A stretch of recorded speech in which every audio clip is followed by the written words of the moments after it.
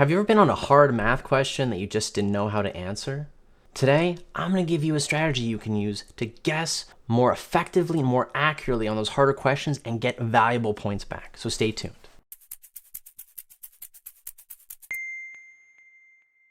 Guys, my name is Andre and I'm the president and founder of Critical Point Test Prep. Before I give you the tip, please smash that like button and subscribe for more awesome videos with Harambe, our buddy back here. Guys, here's the tip.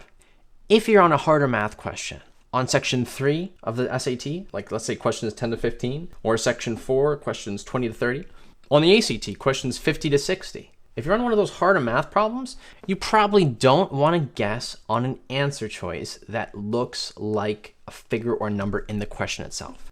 Let's think about this from the test maker's perspective. If you're a test maker designing a hard question, you know most students aren't going to be able to answer the question. And you know that when most students who can't answer the question see, for example, a square root of 3 in the question and a square root of 3 in the answer choice, are going to say, oh, square root of 3 up there, square root of 3 in the answer? Well, let me just circle A with the square root of 3. I might get lucky. I'll pray to sweet baby Jesus that it's correct. And you know most students are going to do that. So most of the time, those answers are traps. So let's look at some examples in SATs and ACTs of exactly what I'm talking about and how we can apply this. We're going to start by taking a look at number 12 on section 3 of the official SAT practice test 1. Now remember, keep in mind where we are on this section. We are on question 12 out of 15 of the multiple choice. So in theory, we should be entering difficult territory here. When we look at number 12, we see a line on the xy plane passes through the origin and has a slope of 1/7. Which of the following points lies on the line? Now, because I've done this question before, I can tell you that the only answer that's correct is D, 14.2. Now, probably notice all the other answers have a 7 in them. So we see a 7 here, a 7 here, here, here, here. We don't see a 7 in answer choice D, 14.2. So if we had to guess on this one because we didn't know how to answer it, D might be a good option. Let's look at another question. I wanted to point out question 14 as a bonus tip.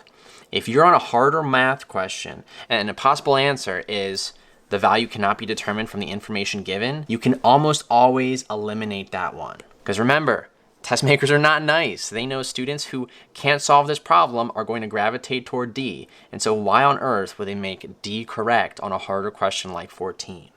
Now, this is actually a good example of a question that you can't necessarily use this strategy on. All of these answer choices, except for B, deal with numbers that were in the question already. So I'll just tell you, the correct answer here was A, 2 to the 12th. But we see a 12 here and we see a 2 here. So this would be an example of a question you can't really use this strategy for.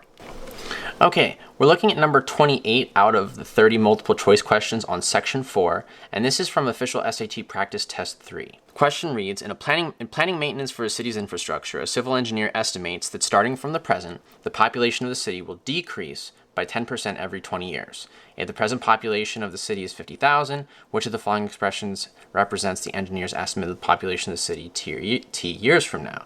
Okay, so most students who don't know how to solve this will see the 10% here and they'll think, oh, 10%. Well, 10% as a decimal would be 0.10 or 0.1. So therefore, the answer must be A or B. Well, the issue is, for those of you who know how to do exponential function questions, if you want to decrease something by 10%, you'd actually multiply it by 0.9, since it's the difference of 1 and the decimal of 10%. Okay? So that's why we would want to guess on either C or D for this one. And I believe the correct answer here is actually D, because it's decreasing every 20 years. All right, now this question is number 15 from official SAT practice test 7. Now, this is a great example of a question where a lot of students would see the -2 here and think, oh, the answer must be 2 or the square root of 2. Okay, so in this case, the correct answer is actually D.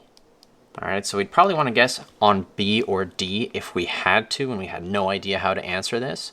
But the reason why is because after we pull a 1/3 out of this expression, it actually leaves us with x squared minus 6.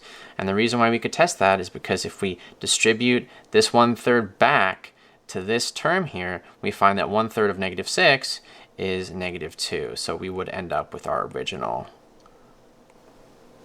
expression. Okay, so number 15 on section 3 is supposed to be a harder question, and we should anticipate, if we have to guess, it's probably going to be on an answer choice that does not look like values in the question, if those answers are available. All right, so for this question, guys, we're going to look at an ACT, and this ACT is from December of 2017, I believe. It's ACT A10. So we look at the question, and it tells us the mean of a set of 5 numbers is 24, and the median of a set of 4 numbers is 38. Which of the following is equal to x minus y? Now, when we scan the answers up and down, we saw 38 here, we see -38, we see +38. Okay, so I'm probably not going to guess on those if I had to, because this is number 56 out of 60. So remember, we're entering pretty difficult territory here. These are some of the hardest questions or trickiest questions that you're going to see on the test. And we're definitely not going to choose K. Okay, cannot be determined from the information given. On the harder math question, remember, that is not going to be a good answer to guess on. The correct answer in this case, I believe, is... it's either H or G. I would have to solve this again. But you definitely wouldn't want to guess on F, J, or K for this particular question. So there you go. There's the strategy. Like I said, it's not always so black and white. Sometimes you need to use some discernment in when to use it, when not to use it. And the more practice tests you take, the more experience you get, it'll come more naturally to you.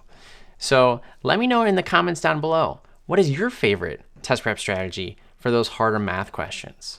Until next time, guys, stay safe and be well.